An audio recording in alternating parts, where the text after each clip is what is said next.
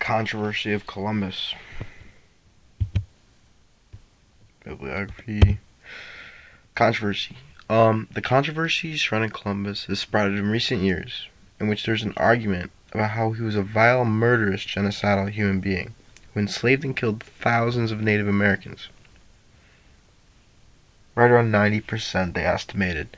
This narrative has come to discredit him and hurt his reputation. For hundreds of years, people were taught of his brilliance and how he was the reason for us being here.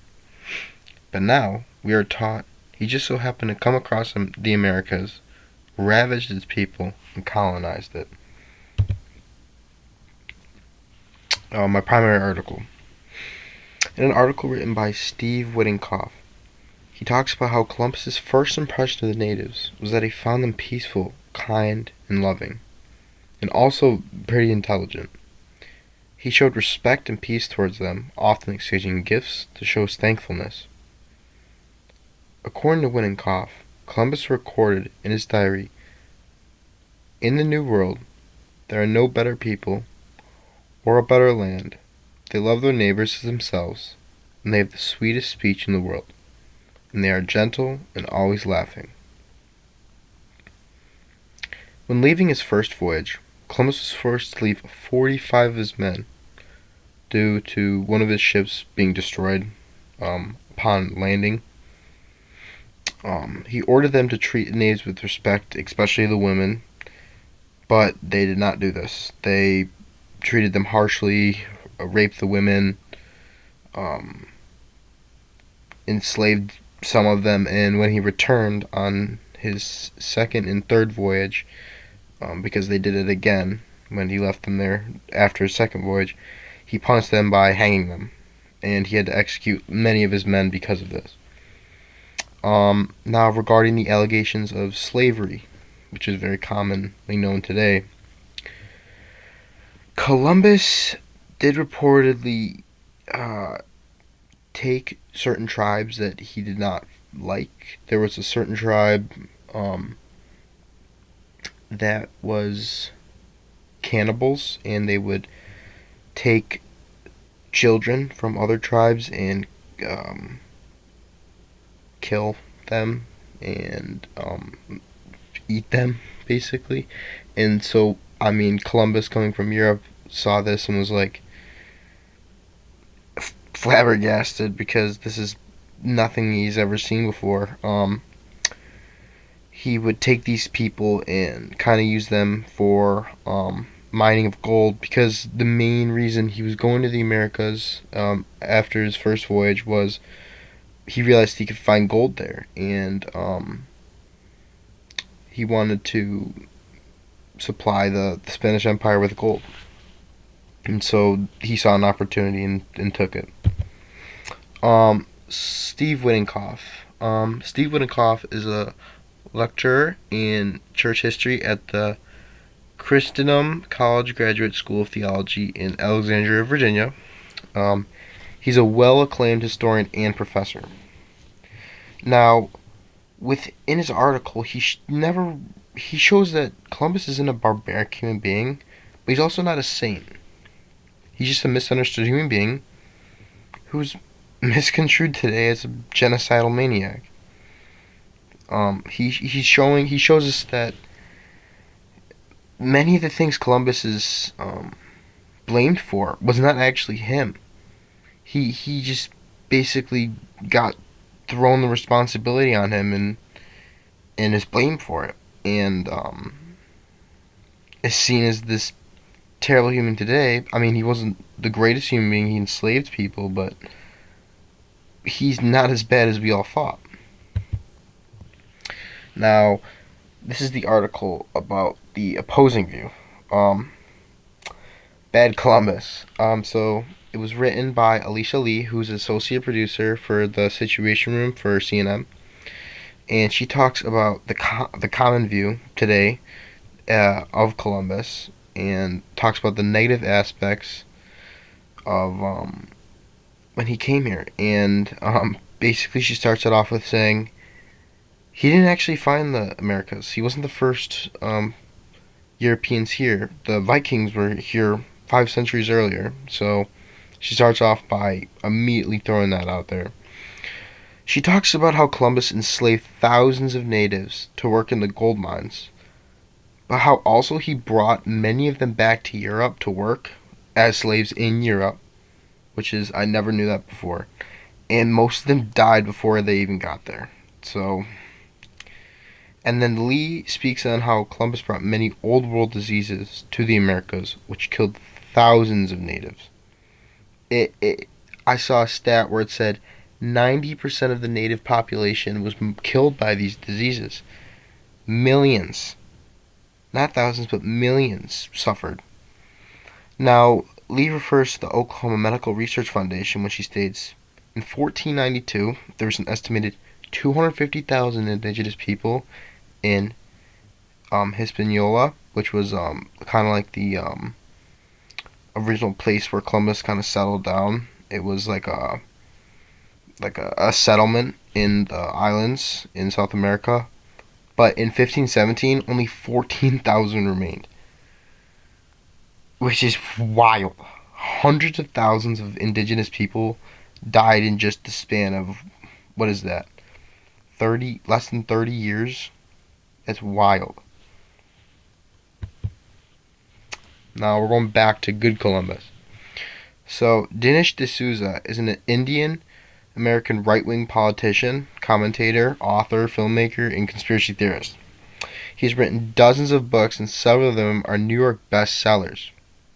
D'Souza explains in his article that Columbus was not the vile human being we see him as today, but just a normal European that actually respected the natives more than others.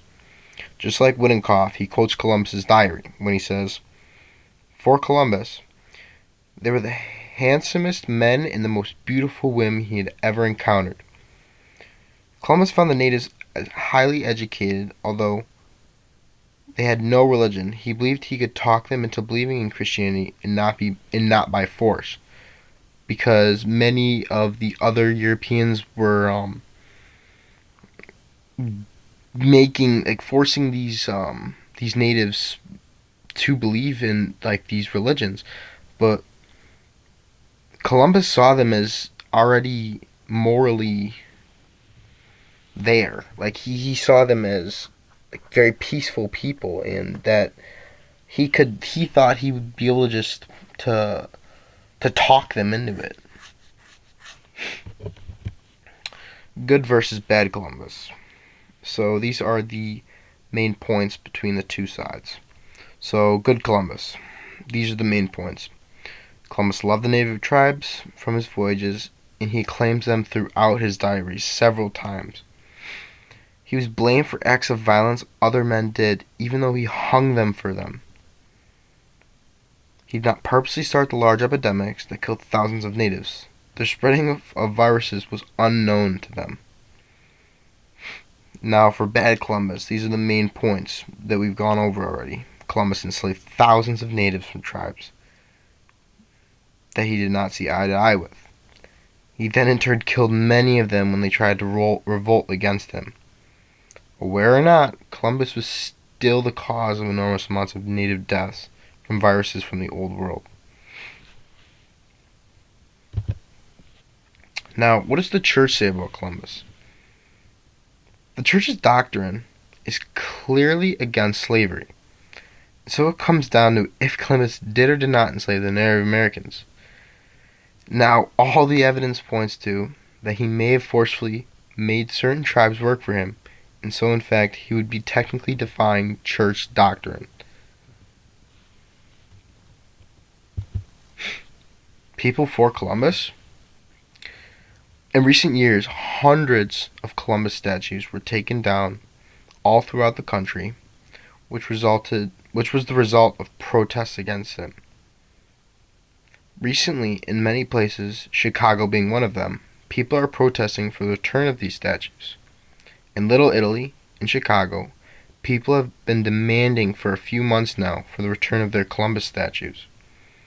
The president of the Chicago branch of the Joint Civic Committee of Italian Americans said, "We believe in indigenous people having their holidays.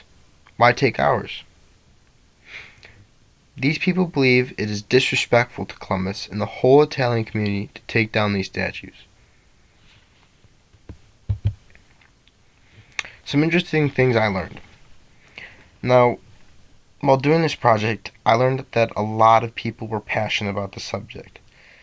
Catholics being one of them, and especially Native Americans. I spoke with some of my Native American friends, and they are super passionate about this topic and extremely opposite viewpoints.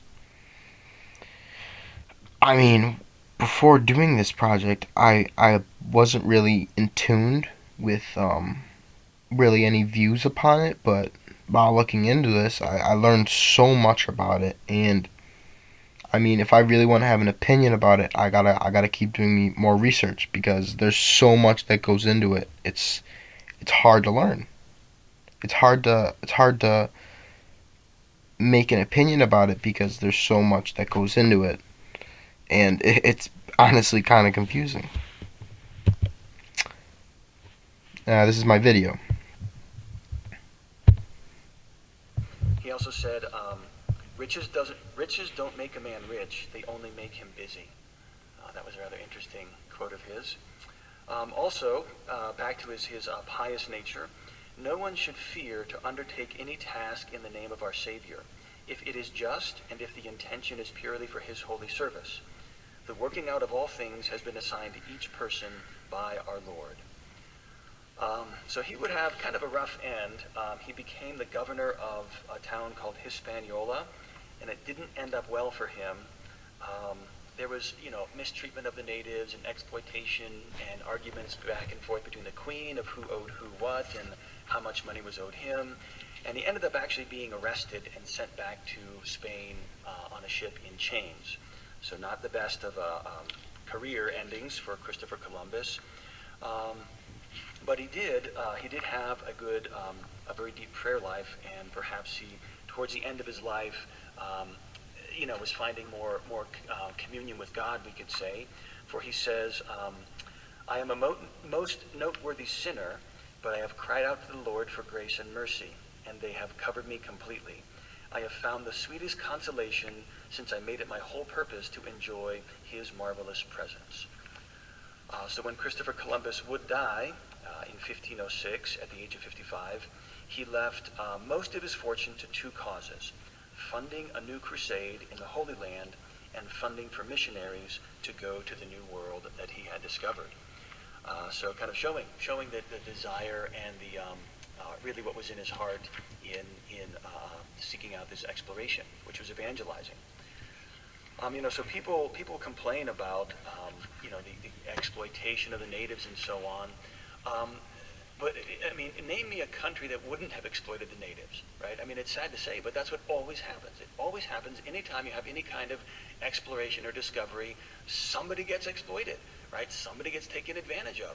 I say this all the time. It's a modification of what Thomas à Kempis says in The Imitation of Christ. À Kempis says, we do not know what we are until adversity shows us. That's true, reveals our character. But we also do not know what we are until opportunity shows us. And when people are presented with an opportunity to exploit others to huge advantage, most people can't resist that. And they end up rationalizing and doing all kinds of things they perhaps never thought they would have done because they never even dreamed they would ever have this opportunity. And so that is a sad, sad reality. In fact, I'm going to have to quote... Father talks about how Columbus was an imperfect man that seeks forgiveness from God because of what happened with the natives. He talks about how it was inevitable the natives were going to get taken advantage of because it was just bound to happen. Columbus writes that he sought God's forgiveness because he knew what he was responsible for. After he died, he left all of his assets for missionaries to go to the New World, so it shows that he was really seeking forgiveness from God, and he was trying to do what was right. And as Catholics, we have to see that and offer forgiveness and offer redemption for Columbus, because he, at the end of his life, it shows that he realized he did some imperfect things, but he sought God's forgiveness. Thank you.